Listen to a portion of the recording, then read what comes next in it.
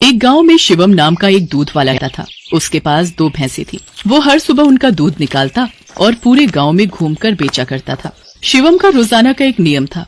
दूध बेचने के बाद उसके पास जो भी दूध बचता था उसे शिवम रास्ते में शिव जी के मंदिर में शिवलिंग पर चढ़ा देता था। उसका दोस्त मंगल रोजाना उसे ऐसा करते देखता था। एक दिन, शिवम, तू इतनी मेहनत से पूरे गांव में दूध बेचता है और जो दूध बच जाता है उसे तू शिव मंदिर में चढ़ा देता है। बाकी लोग तो शिवलिंग पर थोड़े से दूध में पानी मिलाकर चढ़ाते हैं। तू भी ऐसा किया कर और बाकी बचे दूध को इकट्ठा करके उसकी दही और घी बनाकर बाजार में बेच दिया कर। इससे तेरी दुगनी कमाई होगी। मंगल, मैं भोलेनाथ को अपना पिता मानता हूँ, इसलिए उनकी भक्ति और सेवा करता हूँ। भोलेनाथ की कृपा से मेरी इतनी कमाई हो जाती है जिससे मैं खुश रहता हूँ। शिवम मंगल की बात पर ध्यान नहीं देता। वो नियम से ही रोजाना दूध चढ़ाने का कार्य करता रहता था। एक दिन मंदिर के पंडित जी ने शिवम से कहा, शिवम, तू हर दिन महादेव का दूध से अभिषेक करता है। तेरी क्या मनोकामना है जिसके लिए तू ये सब कर रहा है? पंडित जी, मुझे भोलेनाथ से कुछ नहीं चाहिए। मैंने कई बार कुछ लोगों को दूध में पानी मिलाकर चढ़ाते देखा तो मुझे लगा भोलेनाथ पानी मिला दूध पीकर कमजोर न हो जाए, इसलिए मैं उनको दूध चढ़ा देता हूँ। अच्छा, फिर ठीक है। एक दिन गांव में तेज बारिश हो रही थी। बारिश के कारण शिवम दूध बेचने नहीं जा सका। उसका आज सारा दूध बच गया था।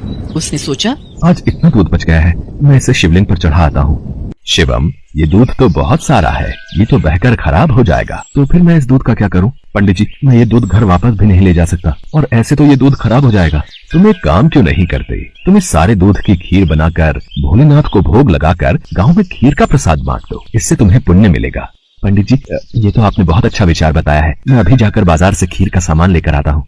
शिवम को पंडित जी की बात अच्छी लगी और वो बाजार से खीर बनाने का सामान ले आया। शिवम ने खीर बनाकर भगवान शंकर को भोग लगाया और सारे गांव में खीर का प्रसाद बांटा। इधर कैलाश पर्वत पर भगवान भोलेनाथ के मुख पर खीर लगी देख माँ पार्वती उनसे बोली, ये तो जरूर भगवान कृष्ण की भेजी हुई कोई चमत्कारी गाय दिखाई पड़ती है, जैसे उनका कोई आशीर्वाद हो। देवी पार्वती, ये मेरा प्रिय भक्त शिवम है। इसकी निश्चल भक्ति ने मेरा मन जीत लिया है। ये मुझे अपना पिता मानकर मुझे प्रतिदिन दूध और खीर का भोग लगाता है। ये मेरी चिंता करता है और मुझे बिना पानी मिला दूध चढ़ाता है। मेरे भोले भाले भक्त की भावना देखो, ये समझता है कहीं मैं पानी मिला दूध पीने से कमजोर न हो जाऊं, इसलिए ये दूध से अभिषेक करता है। प्रभु, फिर तो अपने इस भक्त पर कृपा करने के लिए हमें इसकी परीक्षा लेनी चाहिए। तो देर किस बात की देवी पार्वती, हम अभी पृथ्वी पर चलते हैं और अपने भक्त शिवम की परीक्षा लेते हैं। भगवान शिव और देवी पार्वती ने सेठ सेठानी का भेष बना लिया और शिवम के घर पहुंच गए। नमस्ते जी, कहिए आपको मेरे से क्या काम है? हमने तुम्हारे बारे में बहुत सुना है। तुम बहुत ताजा और शुद्ध दूध बेचते हो, इसलिए हम तुमसे दूध खरीदना चाहते हैं। तुम रोजाना अपना सारा दूध हमें बेच दिया करो। हम हर दिन तुम्हारा सारा दूध खरीदेंगे और तुम्हें दूध बेचने के लिए पूरे गांव में भागना भी नहीं पड़ेगा। हमारे लोग यहीं से दूध ले जाएंगे और पैसे तुम्हें दे देंगे। मैं आपको सारा दूध नहीं दे सकता। मेरी भैंसें जितना दूध देंगी उसमें से थोड़ा दूध मैं भोलेनाथ के अभिषेक और खीर के प्रसाद के लिए रखूंगा। पर हमें तो रोजाना बहुत दूध चाहिए। तुम सारा दूध दे दो, भले ही दाम 4 गुना ले लो, तुम्हारी अच्छी कमाई हो जाएगी। नहीं सेठ जी, मैं आपको सारा दूध नहीं दे सकता। आपको दूध लेना है तो मैं शिव मंदिर के हिस्से का दूध अलग करके ही आपको दे सकता हूँ, नहीं तो कोई बात नहीं। चलो भाग्यवान, हम कहीं और से दूध पता कर लेंगे। ये तो कोई बहुत बड़ा शिव भक्त जान पड़ता है। सेठ और सेठानी वहाँ से चले गए। कुछ दूर जाकर उन्होंने एक गरीब ब्राह्मण का भेष बना लिया। देवी पार्वती, अब हमें अपने भक्त की परीक्षा किसी और तरह लेनी होगी। भगवान शंकर और माँ पार्वती मंदिर की सीढ़ियों पर बैठ गए। शिवम दूध बेचकर मंदिर जा रहा था। उसने एक गरीब ब्राह्मण ब्राह्मणी को रोते देखा। आप दोनों क्यों रो रहे हो? मुझे अपनी परेशानी बताओ, शायद मैं आप दोनों की सहायता कर सकूं। बेटा, हम दोनों कई दिनों से भूखे हैं, हमारे पास खाने को कुछ नहीं है। आप परेशान मत होइए, मेरे पास कुछ दूध बचा हुआ है और एक डिब्बे में ये खीर है। आप ये दूध पी लो और ये खीर खा लो, इससे आपका थोड़ा पेट भर जाएगा।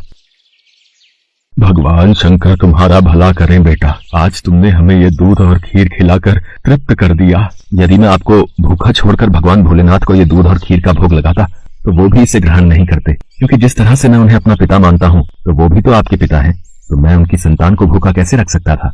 इसलिए मैंने ये दूध और खीर आपको दिया। पर बेटा, ये प्रसाद और दूध तो तुम भगवान भोलेनाथ के लिए लाए थे, तुमने हमें दे दिया।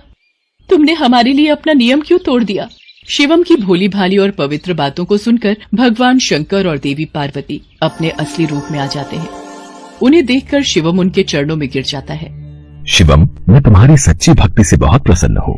मांगो, क्या मांगते हो? प्रभु, मुझे आपकी भक्ति के सिवा और कुछ नहीं चाहिए। मुझे आपकी भक्ति करके जो खुशी मिलती है उससे बढ़कर मेरे लिए कुछ भी नहीं। शिवम, तुम मेरे सच्चे भक्त हो। आज के बाद तुम्हारे जीवन में कोई दुख नहीं रहेगा। मेरा आशीर्वाद सदैव तुम्हारे साथ रहेगा। शिवम को अपना आशीर्वाद देकर भगवान शंकर और माँ पार्वती अंतर्ध्यान हो जाते हैं।